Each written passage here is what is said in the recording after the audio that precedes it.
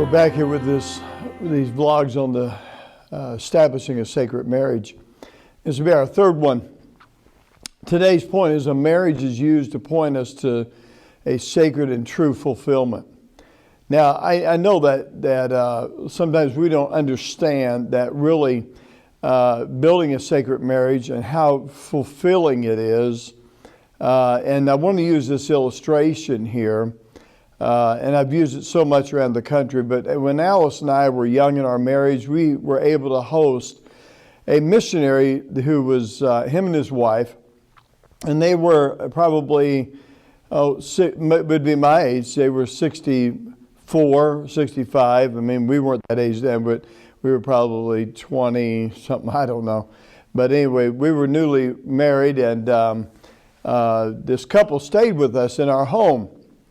And so that morning, that night before we went to bed, I told Alice, I said, I want to get up early in the morning. I would like to actually look spiritual, okay?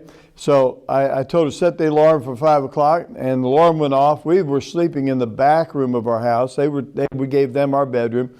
And so the alarm went off, and I jumped right up, turned it off, and I thought I would get up and have the coffee made and be sitting at the table with my Bible open, a cup of coffee, a pen and paper, and really look spiritual when they came out of the bedroom. And so I did. I tiptoed down through the kitchen there, made the coffee there, and I saw the bedroom door was cracked open and the bed was made and they were not in there, and yet I heard some talking in the living room. And so I thought, well, they beat me up, and so I went down and I looked in the living room, and the couch was along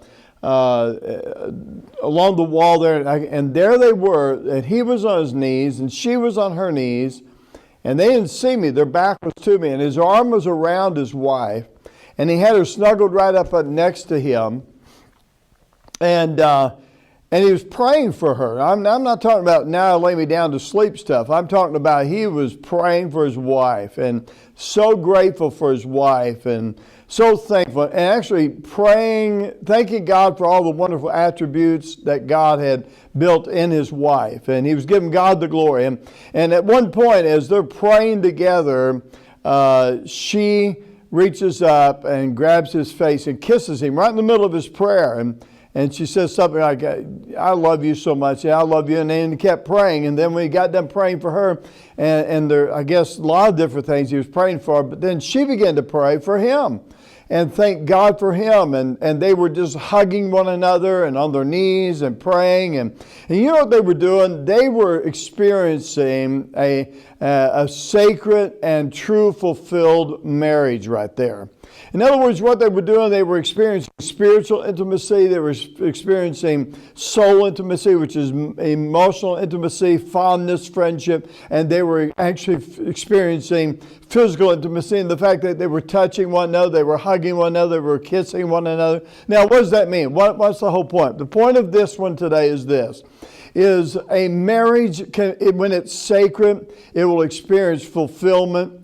And that fulfillment is the highest act of worship that you could ever have to God as a married couple together. Is the highest act of worship is when all three parts of the human being, the spirit, soul, and body, you and your wife, unified in that soul, spirit, soul, and physical intimacy takes place. Listen, you want to have a sacred marriage. I challenge you to use your marriage to point you to sacredness and true fulfillment. That's where it's at. Thank you. And listen, next few days, why don't you share this with somebody? We'd like to get the message out about marriage and the truths that the Lord's given us. You have a great week. I'll see you next week.